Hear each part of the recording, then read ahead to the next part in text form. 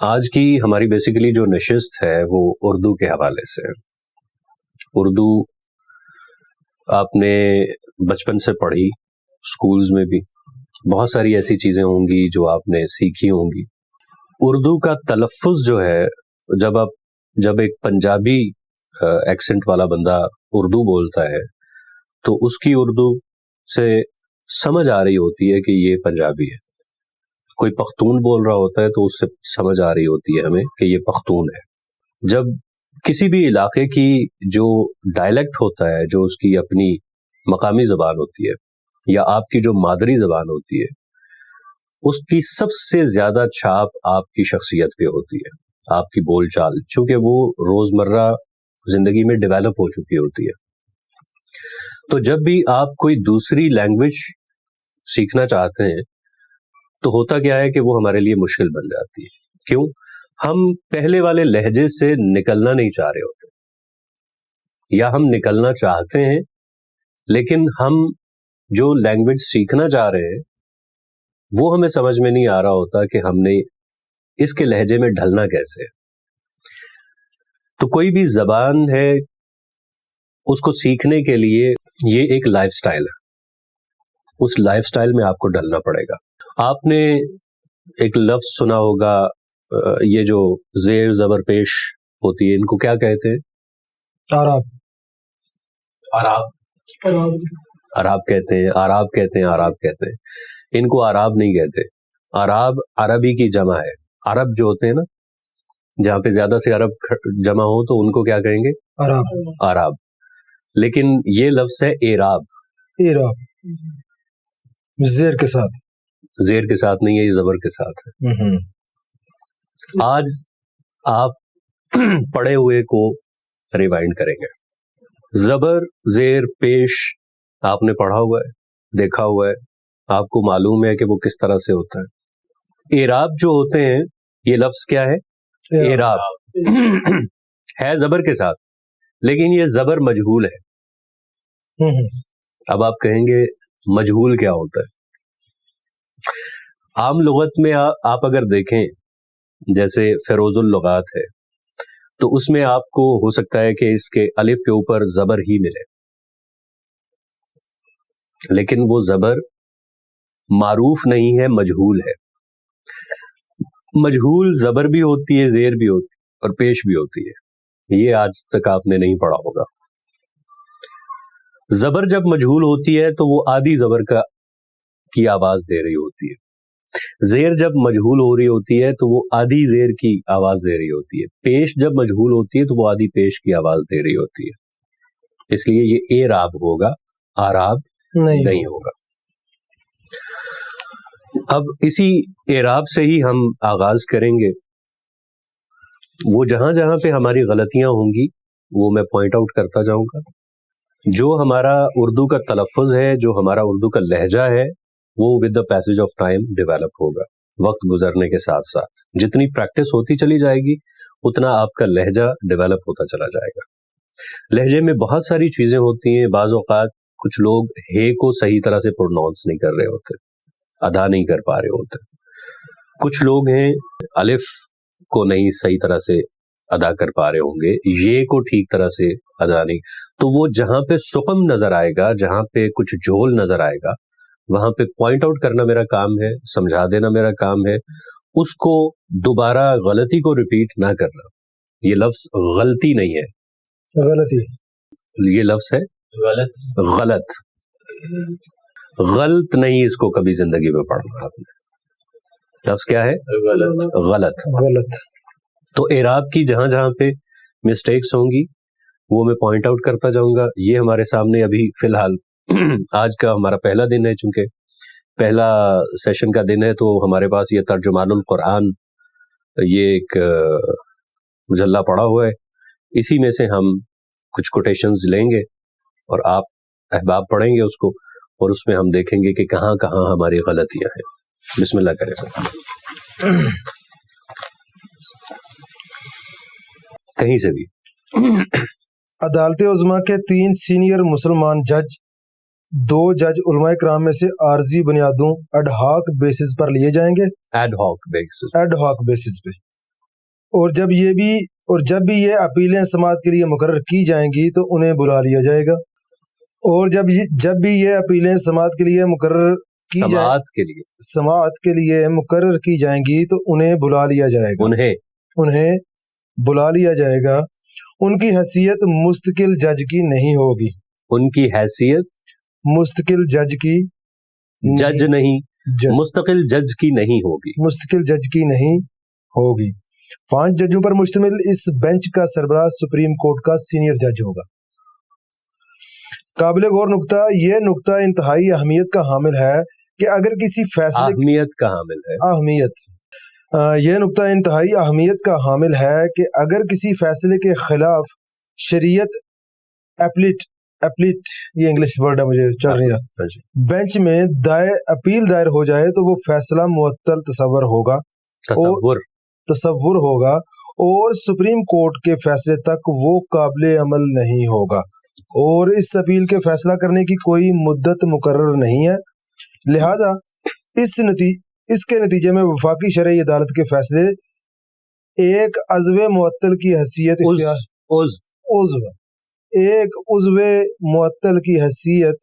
اختیار کر جاتے ہیں. اچھا، یہ آپ پڑھ رہے ہیں، اس کو اگر آپ پڑھنے کی بجائے آپ مجھے سمجھانے کی کوشش کریں تو یہ آپ کے کمیونیکیشن سکلز ہیں. اب اس کو آپ اس طرح پڑھیں کہ مجھے کچھ سمجھ میں نہیں آئے گا لیکن آپ کا کام ہے کہ مجھے سمجھانا، تو کس طرح سے سمجھائیں گے مجھے؟ اب اس طرح سے پڑھیں. ہاں، تو عدالت عظمیٰ کے 3 سینئر مسلمان جج 2 جج علماء کرام میں سے عارضی بنیادوں پر ایڈ ہاک بیسس پر لیے جائیں گے اور جب بھی یہ اپیلیں سماعت کے لیے مقرر کی جائیں گی تو انہیں بلا لیا جائے گا. ان کی حیثیت مستقل جج کی نہیں ہوگی. 5 ججوں پر مشتمل اس بینچ کا سربراہ سپریم کورٹ کا سینئر جج ہوگا. ابھی بھی آپ پڑھ رہے ہیں، پھر آپ بتائیں گے کیسے. جب بھی پڑھیں تو کوشش کریں کہ تھوڑے ٹھہراؤ کے ساتھ پڑھیں. عدالت عظمیٰ کے 3 سینئر مسلمان جج 2 جج علماء کرام میں عارضی بنیادوں یعنی ایڈ ہاک بیسس پر لیے جائیں گے اور جب بھی یہ اپیلیں سماعت کے لیے مقرر کی جائیں گی تو انہیں بلا لیا جائے گا. ان کی حیثیت مستقل جج کی نہیں ہوگی. 5 ججوں پر مشتمل اس بینچ کا سربراہ سپریم کورٹ کا سینئر جج ہوگا. یعنی جملے توڑ کے جہاں پر ایک معنی مکمل ہو گیا پھر اگلا نیا جملہ ہر جملے کی جب کنسٹرکشن ہوتی ہے نا تو اس کنسٹرکشن کے اندر کچھ ایسے الفاظ ہوتے ہیں جو کہ پورے جملے کی جان ہوتے ہیں. کچھ میں ہیلپنگ وربز جو ہوتے ہیں وہ جملے کی جان ہوتے ہیں. جہاں پہ کچھ ایسا ہو رہا ہے جو بتانا ناگزیر ہے، وہاں پہ جو سٹریس ہوگا بیسیکلی کسی بھی اسکرپٹ کے پڑھنے میں جو سب سے امپورٹنٹ چیز ہوتی ہے وہ سٹریسز اور پازز ہوتے ہیں.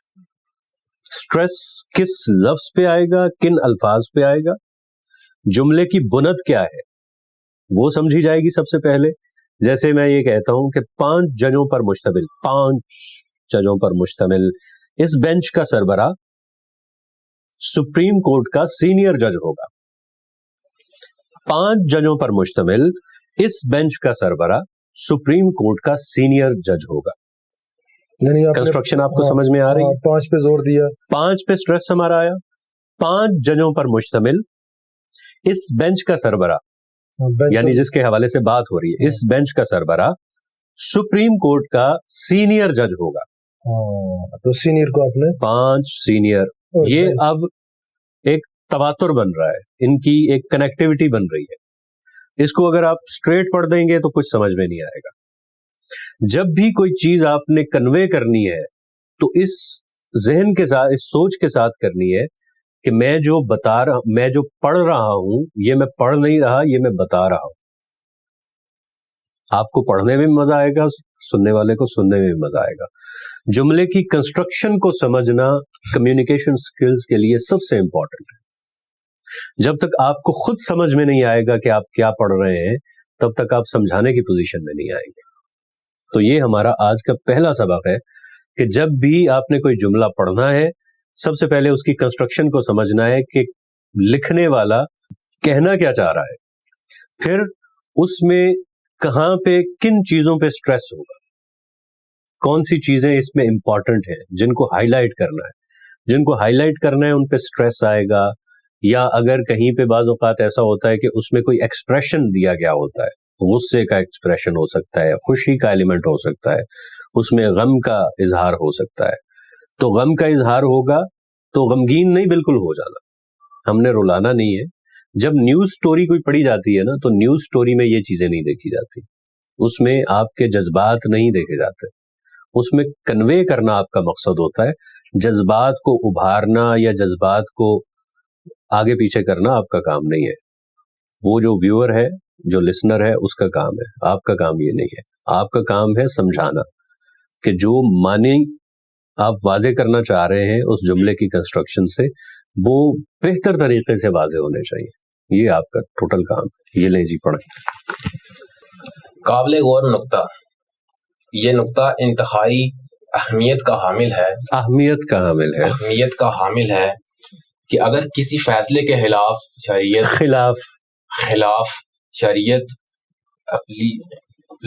بینچ میں اپیل دائر ہو جائے تو وہ فیصلہ معطل تصور ہوگا. تو وہ فیصلہ معطل تصور ہوگا. معطل تصور ہوگا. نہیں، معطل تصور ہوگا. معطل تصور ہوگا. معطل تصور ہوگا. تصور چھوڑ دیں، معطل تصور ہوگا. معطل تصور ہوگا. اور سپریم کورٹ کے فیصلے تک سپریم کورٹ کے فیصلے تک اور نہیں ہوتا، اور ہوتا ہے. اور سپریم کورٹ کے فیصلے تک وہ قابل عمل نہیں ہوگا. وہ قابل عمل نہیں ہوگا. اور اس اپیل کے فیصلے کی کوئی مدت مقرر نہیں ہوگی. لہذا اس کے نتیجے میں وفاقی شرعی عدالت کے فیصلہ ایک عضو معطل کی حیثیت اختیار کر جاتے ہیں. آپ کی خا اس پہ آپ نے کوشش کرنی ہے کہ خا پہ آپ نے خے پہ یا خا پہ ذرا تھوڑی سی پریکٹس کریں. دوسرے لفظوں میں قرآن و سنت کی بنیاد پر کیے گئے فیصلوں کی کوئی حیثیت باقی نہیں رہتی.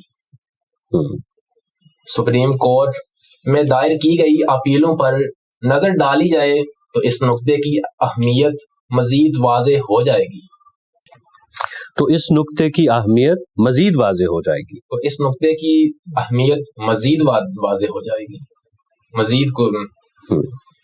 بیگم رشیدہ پٹیل بنام وفاق پاکستان. کوئی اور پیج نکال لیں یار، کوئی سمپل تحریر نکالیں، شروع میں دیکھ لیں. قرآن مجید کی طرف سے قرآن مجید کی طرف سے بے توجیہی یا توجہی اور اس سے دوری کے نتیجے میں بے توجہی اور اس سے دوری کے نتیجے میں جو بے شمار فکری اور عملی کوتاہیاں شعوری یا غیر شعوری طور پر مسلمانوں میں پیدا ہو گئی ہیں، ان میں سے ایک یہ بھی ہے کہ انہوں نے اپنے ذہنوں میں عذاب الہی کا ایسا تصور قائم کر لیا ہے جو کسی بھی طور پر قرآنی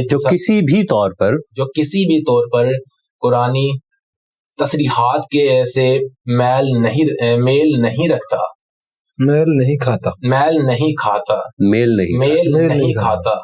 ان کے نزدیک گویا ضروری ہے کہ عذاب الہی بھی معجزات کی طرح خرقے عادت کی شکل میں نمودار ہو، اور اس دنیا میں طبعی اصحاب اور عوامل کا جو سلسلہ چل رہا ہے اس کی خلاف ورزی ہو، ورنہ اسے سب کچھ کہا اور سمجھا جا سکتا ہے. اچھا یہ جو ہمارے پنجابی میں نے آپ کو بتایا ڈائلیکٹ میں ہے کو پروناؤنس کرنا ذرا تھوڑا سا مشکل ہوتا ہے, تو ہم اس کو صحیح طرح سے پروناؤنس نہیں کرتے, حالانکہ پنجابی میں ہم بہت اچھی طرح سے پروناؤنس کرتے ہیں, اردو میں جا کے ہم بالکل اس کو چھوڑ دیتے ہیں. ایک اس کا خیال کرنا ہے. دوسرا خیال یہ کرنا ہے کہ اردو چونکہ مرقع ہے, یہ کئی زبانوں کا مجموعہ ہے, تو زیادہ جو اس میں الفاظ ہیں ٹرکش, عربک اور آپ کے فارسی کے ہیں, تو ان تینوں کا جو سٹرکچر ہے نا وہ تقریباً ایک جیسا ہی ہے, الفاظ کا آلموسٹ ایک جیسا ہے. تو آپ نے جب اس کو اردو کو پڑھنا ہے نا تو بالکل ویسے نہیں کہ میں نہیں کہہ رہا کہ آپ قاف کو بالکل ہی موٹا قاف آپ اس طرح سے پڑھیں, لیکن کم از کم سمجھ میں آنا چاہیے کہ قاف میں اور کیاف میں کیا فرق ہے, وہ آپ کی پڑھت سے سمجھ میں آنا چاہیے. یہ نہیں ہے کہ بس آپ نے پڑھ دیا اور روانی سے نکلتے چلے گئے. ہمارا مقصد ہے سمجھانا. کمیونیکیشن سکلز میں سمجھانا سب سے امپورٹنٹ ہے. جب تک آپ کی بات کی سمجھ اگلے بندے کو نہیں آئے گی, چاہے وہ آپ کسی کی کوٹیشن پڑھ رہے ہیں, چاہے آپ خود سے کچھ بول رہے ہیں ابرپٹلی, تو دونوں صورتوں میں آپ کو کیا کرنا ہے, اپنی آواز کے ذریعے, اپنے الفاظ کے ذریعے, نبے تلے الفاظ کے ذریعے, سٹریسز اور پازز کے ذریعے آپ نے اپنی بات میں وزن پیدا کرنا ہے. وہ کس طرح سے ہوگا کہ جب آپ کو ہر جملے کی بنت کا اندازہ ہوگا کہ یہاں پہ میں کہنا کیا چاہ رہا ہوں. سمجھ رہے ہیں؟ تو اس کو پہلے سمجھیں, پھر اس کے بعد اس کو پڑھیں, پھر آپ کو مزہ آئے گا. پڑھیں کو پڑھیں, ٹھیک ہے, سمجھ رہے ہیں؟ جی بالکل ٹھیک ہے. تو یہ خاص طور پہ آپ کا خے اور ہے دو جو ہے یہ دو تھوڑا سا جھول ہے. بھائی کو دیں, اب اگلا صفحہ نکال لیں. سمندر کی طرح اس کو بھی اللہ تعالیٰ نے انسانوں کے بھی اللہ تعالیٰ نے بھی اللہ تعالیٰ نے انسانوں کے فائدے کے لیے مسخر کیا ہے. ہوا بادلوں کو ایک جگہ سے دوسری جگہ ہانک کر لے جاتی ہے اور بارش کا سبب بنتی ہے. خوشگوار موسم میں بارش کا سبب بنتی ہے. خوشگوار موسم میں جب باد صبا چلتی ہے تو انسان پرسرور اور نشاط کی کیفیت طاری ہو جاتی ہے. انجن کی ایجاد سے قبل سمندری سفر اور کشتیوں کی آمد و رفت کا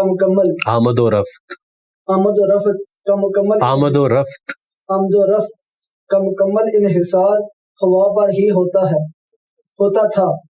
آج بھی سمندر سفر کی خوشگواری اور ناخوشگواری میں ہوا کی سازگاری کی اہمیت سے انکار نہیں کیا جا سکتا.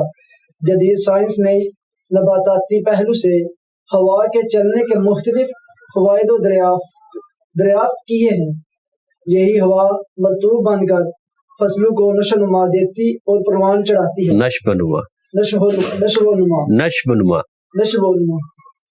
نشو و نما دیتی اور پروان چڑھاتی ہے. گرم اور خشک ہو کر ان کو پکاتی اور تیار کرتی ہے.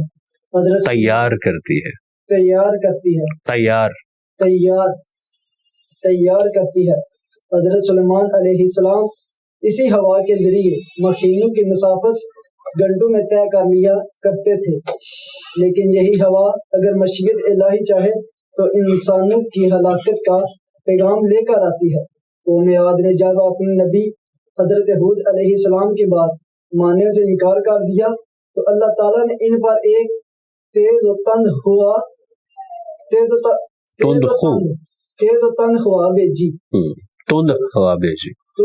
بھیجی جو مسلسل 7 رات اور 8 دن ان پر چلتی رہی. اس کی زد میں جو چیز بھی آتی وہ ہلاک ہو جاتی تھی. بس ٹھیک ہے, یہی تک ٹھیک ہے.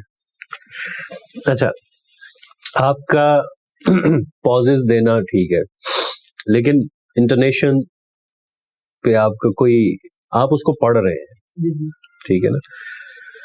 پڑھنا میں نے پہلے بھی بتایا, پڑھنا صرف مقصد نہیں ہے, سمجھانا مقصد ہے. دل سے پڑھ رہے تھے, اتنا سرور میں پڑھا ہے کہ نیند آنا شروع ہو گئی. عن ابی ہریرہ رضی اللہ عنہ قال سمعت رسول اللہ صلی اللہ علیہ وسلم، حضرت ابو ہریرہ رضی اللہ عنہ نے فرمایا کہ میں نے نبی کریم صلی اللہ علیہ وآلہ وسلم کو فرماتے ہوئے سنا ہے کہ ہوا اللہ تعالی کی رحمت کا مظہر ہے، رحمت اور عذاب لے کے آتی ہے، لہٰذا تم اسے برا بھلا نہ کہو بلکہ اللہ سے اس کی بھلائی طلب کرو اور اس کے شر سے پناہ چاہو۔ آواز بھی اللہ تعالیٰ کی ایک عظیم نعمت ہے جو اس نے انسان کو عطا فرمائی ہے۔ جب تک انسان نے لکھنے پڑھنے کا فن نہیں سیکھا تھا اس وقت تک مافی الضمیر کو ادا کرنے اور باہم رابطے کا ذریعہ صرف آواز ہی تھی۔ فن کتابت کی ایجاد اور آلات رسائل اور کتابت میں گوناگوں ترقی کے باوجود آج بھی آواز پیغام رسانی اور لوگوں کے درمیان رابطہ پیدا کرنے میں کتابت سے زیادہ فائدہ مند ہے۔ یہ دیکھ لیں وہی چیز آ گئی ہے ہماری جو آج ہم سمجھا رہے ہیں۔ آواز کے ذریعے سے انسان نہ صرف مختلف جانوروں کے درمیان تمیز کرتا ہے بلکہ وہ ابنائے انسانی کے مختلف افراد کے درمیان امتیاز کا بھی ایک اہم ذریعہ ہے۔ سریلی، شیریں اور دلکش آواز سے انسان محظوظ ہوتا ہے اور وجد میں آ جاتا ہے۔ دلکش آوازوں کی پسند کی وجہ سے انسان نے مختلف آلات موسیقی، اس لفظ کو ہم موسیقی پڑھتے ہیں، یہ لفظ ہے موسیقی، موسیقی نہیں ہاں موسیقی، آلات موسیقی اور اشعار کے لیے اوزان ایجاد کیے، لیکن جب اللہ تعالیٰ چاہتا ہے تو یہی آواز انسان کے لیے ہلاکت کا سبب بن جاتی۔ قوم سمود نے جب حضرت صالح علیہ السلام کی دعوت کو ٹھکرا دیا اور ان کی قوم کے بدبخت عناصر نے اس اونٹنی کو قتل کر دیا جو ان کے معجزہ طلب کرنے پر پتھر سے پیدا کی گئی تھی، تو اللہ تعالیٰ نے ایک سخت اور ہولناک آواز کے ذریعے پوری قوم کو نیست و نابود کر دیا۔ ان کے وہ مضبوط اور محفوظ گھر جو انہوں نے چٹانوں کو تراش تراش کر بنائے تھے وہ عذاب الہی کو روک نہ سکے، اور نہ کوئی اور تدبیر ان کے لیے کارگر ثابت ہوئی۔ صرف حضرت صالح علیہ السلام اور ان پر ایمان لانے والے افراد اس عذاب سے نجات پا سکے۔ موجودہ دور میں جبکہ ہم دھماکوں اور صوتی آلودگی سے ہونے والے واقعات کا اپنی آنکھوں سے مشاہدہ کر رہے ہیں، اس عذاب کی نوعیت اور اس کی ہلاکت خیزی کا اندازہ کرنا قطعاً مشکل نہیں۔ اصحاب مدین کے عذاب کی بھی یہی کیفیت تھی جس کی طرف اس آیت میں اشارہ ہے کہ مدین والے بھی دور پھینکے گئے جس طرح سمود پھینکے گئے تھے۔ تو جس طرح ہوا کے ذریعے اللہ تعالیٰ نے آسمان سے پانی برسانے کا انتظام کیا ہے جس سے اس دنیا کی ساری چہل پہل ہے، رزق کا بیشتر دار و مدار اسی پانی پر ہے جو بارش کی صورت میں اللہ تعالیٰ ہوا کے ذریعے سے عطا فرماتا ہے۔ پانی کے ساتھ آسمان سے کبھی اولے بھی برسنے لگتے، لیکن جب اللہ تعالیٰ کسی قوم کو تباہ و برباد کرنے کا فیصلہ فرما لیتا ہے تو آسمان سے پتھر برسنے لگتے ہیں۔ جس جگہ پر سنگباری ہوتی ہے وہ پوری طرح تہس نہس ہو کے رہ جاتی ہے، پوری طرح تہس نہس ہو کے رہ جاتی ہے۔ ہر جملے کی کنسٹرکشن میں آپ کو کچھ نہ کچھ ایسا ضرور ملتا ہے جہاں سے آپ اس جملے کا وزن، اس میں وزن پیدا کر سکتے ہیں۔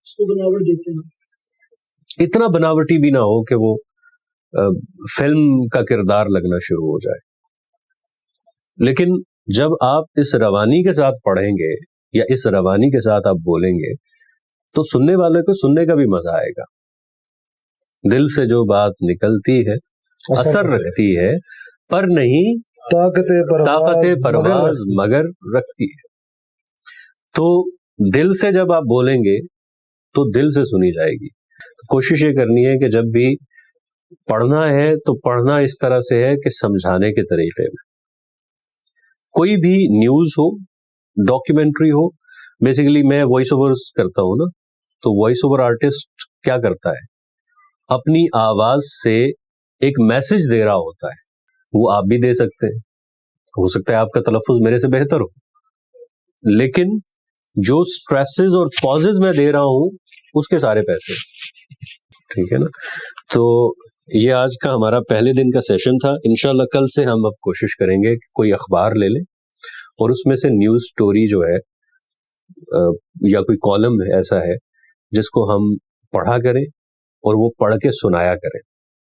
اس سے فائدہ کیا ہوگا؟ اب آپ یہ سوچ رہے ہوں گے کہ یار یہ بندہ وہ جج کرنا شروع کر دیا ہے. یہ جج کرنا ہی بیسیکلی سارا کام ہے. جب تک آپ کی غلطی آپ کو سمجھ میں نہیں آئے گی، آپ اس کو درست نہیں کریں گے، آپ میں امپروومنٹ نہیں آ سکتی.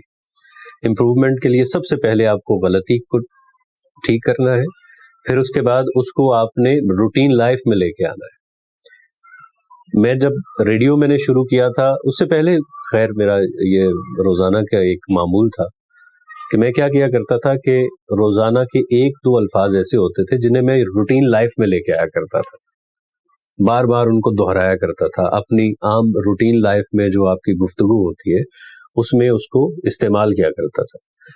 تو اس کی وجہ سے وہ میری روٹین میں آ گیا، تو اب میں اس کو ساری زندگی کیری کر کے چلوں گا تو وہ ٹھیک رہے گا. غلط کو میں کبھی غلط نہیں پڑھوں گا، کیوں؟ وہ میری سیکنڈ نیچر ہو چکا ہے. اس کو میں اتنی دفعہ غلط پڑھ چکا ہوں. اس کو ہیمرنگ کہتے ہیں. ہیمرنگ اتنی ہو، جیسے آج کل کی سیاست ہے، اتنا جھوٹ بولو کہ آپ کو سچ لگنے لگے. تو سیم اسی طرح سے آپ کی زبان و بیان بھی اسی طرح سے چلتے ہیں کہ آپ نے اتنا اس کو پریکٹس کرنا ہے، اتنا اس کو بار بار دہرانا ہے کہ وہ آپ کی سیکنڈ نیچر بن جائے. بہت سے ریڈیو کے ایسے پریزنٹرز ہیں جن کو میں کہہ کے تھک گیا، یار یہ لفظ مبارک ہوتا ہے، مبارک کوئی لفظ نہیں ہوتا. آپ سنوار کے پڑھنے کی کوشش کرتے ہوئے آپ اس کو غلط پڑھ رہے ہیں، لیکن وہ پھر بھی مبارک پڑھتے ہیں. اسی طرح بہت سارے ایسے الفاظ ہیں جو کہ ہم سنوار کے پڑھنے کی کوشش کرتے ہیں کہ شاید اس سے ہماری اردو بڑی سنور جائے گی، لیکن ہم ان کو غلط پڑھ رہے ہوتے ہیں. کہ جہاں پہ آ کے پروفیشنلزم میں آپ یہ سیکھیں گے کہ اردو میں اور کون کون سی ایسی چیزیں ہیں جو ہم نے ابھی تک پریکٹس نہیں کی یا جو ہم غلط پڑھتے رہے ہیں. ایک لفظ تھا محفل. احمد فراز صاحب اللہ مغفرت فرمائے، UET لاہور 2006-07 کا مشاعرہ تھا غالباً. تو انہوں نے مجھے یہ لفظ کہا کہ یہ جا کے نا اس میں سے دیکھنا لغت میں سے. تو لغت میں سے میں نے دیکھا تو وہ محفل لکھا ہوا تھا ایک لغت میں، لیکن تب تک ہمیں یہ معلوم نہیں تھا کہ مجہول بھی زبر ہوتی ہے یا زیر بھی مجہول ہو سکتی ہے. تو جب یہ چیزیں سمجھ میں آئیں تو بہت سے ایسے الفاظ جن میں شک و شبہات تھے وہ ٹھیک ہو گئے. تو آپ نے بھی کیا کرنا ہے کہ آپ کے زیادہ سے زیادہ آپ کی ویکیبلری میں کتنے الفاظ ہوں گے جو درست کرنے والے ہوں گے. ان میں اگر مثال کے طور پہ 100 الفاظ ایسے ہیں جو آپ کے غلط آپ پڑھ رہے ہیں یا وہ ٹو دا پوائنٹ جس طرح سے وہ ہونے چاہیے اس طرح سے آپ نہیں پڑھ پا رہے، تو آپ نے کیا کرنا ہے کہ روزانہ کے 2-3 الفاظ آپ کے درست ہو جائیں. 1 مہینے کے اندر آپ کی پوری لینگویج ٹھیک ہو جاتی ہے اگر آپ اس کو درست کرنا چاہیں. تو پھر پریکٹس میں لے آئیں تو ساری زندگی آپ، پھر یہ آپ کا شوق پیدا ہو جائے گا آپ میں کہ میں روزانہ کوئی نہ کوئی نیا لفظ ایسا سیکھوں جو میں آج تک نہیں پڑھا. نئے الفاظ آپ کے سامنے آتے ہیں تو آپ اس پہ اٹک جاتے ہیں. آج ذرا میری طبیعت ناساز تھی، اس کی وجہ سے معذرت، ٹھیک میں خود بھی بول نہیں پا رہا. تو انشاءاللہ اب یہ سیشنز اسی طرح جاری و ساری رہیں گے. انشاءاللہ.